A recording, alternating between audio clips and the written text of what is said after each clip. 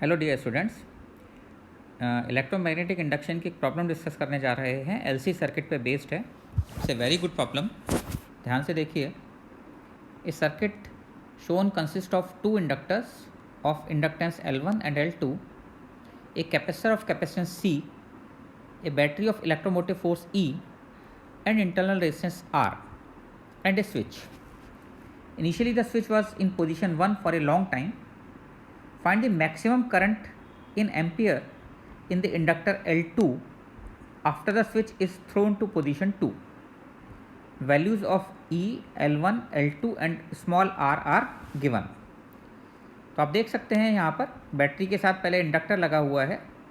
जब ये स्विच 1 पर है, पोजीशन 1 पर है स्विच, और स्टेडी स्टेट आ गई है, तो L1 से कुछ करंट फ्लो हो रहा होगा। उसके बाद इस स्विच को 2 पर शिफ्ट कर दिया जाता है। जब 2 पर शिफ्ट करेंगे तो फिर बैटरी इस सर्किट से बाहर हो जाएगी और उसके बाद हमें इस सिचुएशन को एनालाइज करना है। अच्छी प्रॉब्लम है। मैं चाहूँगा आप लोग पहले एक बार इसको खुद अटेम्प्ट करें और उसके बाद देखें कि किस तरीके से इसका सॉल्यूशन बनाया गया है। मैं इसका सॉल्यूशन डिस्कस करने जा रहा हूँ। ध्यान दें।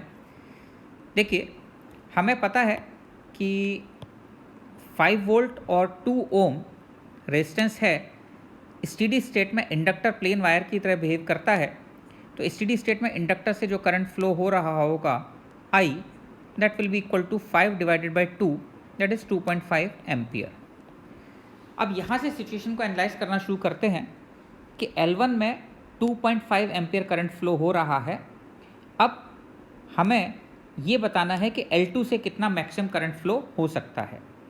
नाउ बैटरी इज़ डिस्कनेक्टेड, तो t इक्वल टू 0 पर सिचुएशन अगर आप देखेंगे तो कुछ इस तरह की सिचुएशन है कि यहाँ पर ये दो इंडक्टर्स पैरेलल में लगे हुए हैं और इसके साथ एक कैपेसिटर है, वो भी पैरेलल में है, और इंडक्टर L1 से 2.5 एम्पियर करंट फ्लो हो रहा है और हमें L2 से पास होने वाला मैक्सिमम करंट बताना है। इस सिचुएशन में कितना होगा।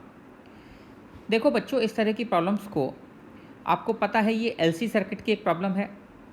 एलसी सर्किट की एक प्रॉब्लम को हम बेसिकली स्प्रिंग ब्लॉक सिस्टम से रिप्लेस करके सॉल्व करें तो बहुत इजी हो जाता है। ऐसे केस में आप लोगों को पता है कि एल जो है वो स्प्रिंग ब्लॉक सिस्टम में एम से रिप्लेस होता है और सी जो है वो स्प्रिंग हाफ के एक्स स्क्वायर और हाफ क्यू स्क्वायर बाई सी। तो सी को बेसिकली हम किससे रिप्लेस करते हैं? 1 बाय के से। हाफ क्यू स्क्वायर बाई सी होता है, हाफ एल आई स्क्वायर होता है। तो हाफ एल आई स्क्वायर की जगह पर क्या आ जाता है? हाफ एल आई स्क्वायर जहाँ पर है उसकी जगह पर हम यहाँ पर half m v square consider करते हैं। तो एल की जगह पर एम है और आई की जगह पर वी है। और इसी तरीके से हाफ क्यू स्क्वायर बाई सी की जगह पर हाफ के एक्स स्क्वायर कंसीडर किया जाता है, तो सी की जगह पर 1 बाई के हो जाता है। अब अगर आप इसका equivalent spring block system diagram बनाना चाहें तो तीनों पैरेलल में हैं। पैरेलल में तीनों के अक्रॉस पोटेंशियल डिफरेंस सेम होगा। पोटेंशियल डिफरेंस की जगह पर स्प्रिंग ब्लॉक सिस्टम में फोर्स होता है। तो इस तरीके से बनाए जाएं कि किसी भी इंस्टेंट पर फोर्स सेम रहे तीनों में। तो अगर मैं यहाँ पर L1, L2 और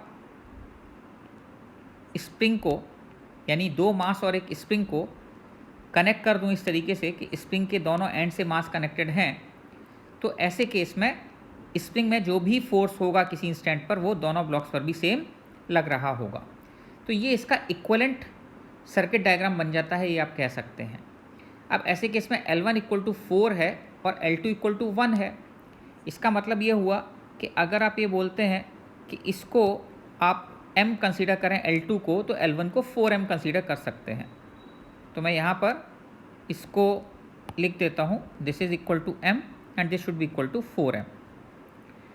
अब करंट फ्लो हो रहा है 2.5 एम्पियर, तो हम यहाँ पर ये मान सकते हैं कि यहाँ पर इसकी वेलोसिटी V जो है वो इनिशियली गिवन है और L2 में करंट 0 है, तो इसकी वेलोसिटी इस इंस्टेंट पर 0 है। अब हमसे ये पूछा गया है कि L2 में कितना मैक्सिमम करंट फ्लो होगा, तो हम यहाँ पर ये निकाल देते हैं कि maximum velocity of mass M कितनी होनी चाहिए। ये हमारा आंसर हो जाएगा क्योंकि वेलोसिटी और करंट दोनों एनालोगस हैं। तो यहाँ पर ज़रा देखिए, अब ऐसी सिचुएशन को आपको पता है कि हम किस तरीके से सॉल्व करते हैं। सेंटर ऑफ मास के फ्रेम में जाकर सॉल्व करते हैं। सेंटर ऑफ मास की वेलोसिटी कितनी होगी, 4m into v plus m into 0 divided by 5m, that is equal to 4v/5। तो सेंटर ऑफ मास के फ्रेम में अगर हम इस सिचुएशन को एनालाइज करें तो हमारे पास यहाँ पर 4m और m सेंटर ऑफ मास की वेलोसिटी इस इंस्टेंट पर 4v/5 है। तो सेंटर ऑफ मास के फ्रेम में जो अगर हम देखेंगे तो इसकी वेलोसिटी v/5 होगी और सेंटर ऑफ मास के फ्रेम में इसकी वेलोसिटी इस इंस्टेंट पर 4v/5 होगी। अब सेंटर ऑफ मास के फ्रेम में मैक्सिमम वेलोसिटी कब होगी मास m की, जब ये वेलोसिटीज़ रिवर्स हो गई होंगी सेंटर ऑफ मास के फ्रेम में, यानी 4m जब इधर जा रहा होगा v/5 से और m इधर जा रहा होगा 4v/5 से, उस टाइम पर ग्राउंड के फ्रेम में इसकी वेलोसिटी मैक्सिमम होगी। अगर ग्राउंड के फ्रेम में इसकी वेलोसिटी निकालना चाहेंगे तो 4v/5 सेंटर ऑफ मास की वेलोसिटी है। तो सेंटर ऑफ मास की वेलोसिटी अगर 4v/5 है तो velocity of m with respect to ground क्या हो जाएगी, velocity of centre of mass plus velocity of m with respect to centre of mass, that is 4v/5 plus 4v/5, that is 8v/5। इस तरह की problems आप लोगों को पहले सेंटर ऑफ मास चैप्टर में समझाई जा चुकी हैं, तो उसको बहुत ज़्यादा यहाँ पर एक्सप्लेन करने की ज़रूरत नहीं पड़नी चाहिए। तो इसका मतलब अगर आप करंट देखेंगे तो करंट कितना मैक्सिमम होना चाहिए, मैक्सिमम करंट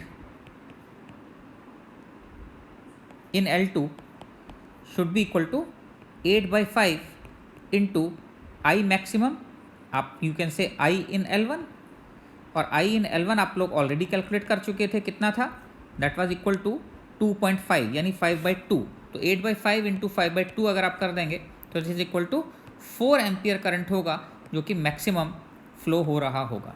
तो आप देख सकते हैं अगर आप इसको इक्वेशन से सॉल्व करने की कोशिश करेंगे एलसी ऑसिलेशंस में, इंस्टेंटेनियस इक्वेशन लिखेंगे, उसके बाद इंटीग्रेशन वगैरह या कुछ सोचेंगे, it's going to be difficult. लेकिन इस तरह की प्रॉब्लम को अगर आप स्प्रिंग ब्लॉक सिस्टम से कंपेयर करके सॉल्व करेंगे तो बहुत ईजी हो जाता है। तो आप इस प्रॉब्लम को ध्यान से देखिए, इस तरह की प्रॉब्लम सॉल्व करने की कोशिश कीजिए, प्रैक्टिस कीजिए।